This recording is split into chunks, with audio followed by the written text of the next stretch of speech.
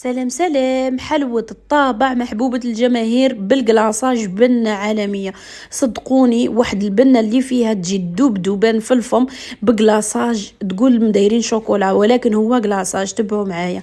عندي كيلة تاع البيض بنفس الكيلة كيلو بها باقي المكونات. وش هي الكيلة تاع السكر نقصوها شوي لأنه راح نديرو قلاصاج. درت عطر الليمون، طلعتهم شوية بالباطر حتى نضاف الحجم، وضفت كيلة تاع الزيت كيف كيف، ومن بعد نضيف الفرينه. درت 2 كيسان تاع الفرينه، كيس ونص خميره الحلويات لميتها ونبدا نضيف في الفرينه. دات لي 4 كيسان تاع الفرينه. تحصلت على هذا القوام يكون شويه طريه.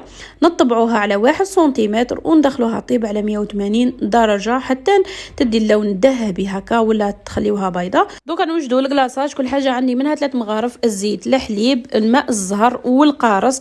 خلطتها مليح ونضيف عليهم سكر كلاصي ماجيك، هذا يجي كيما هكا بالالوان. انا خيرت الغوز، هو تشوفوه في الابيض ولكن كي تبداو تخلطوا فيه راح يولي اللون نتاعو غوز على حسب واش خيرتوا.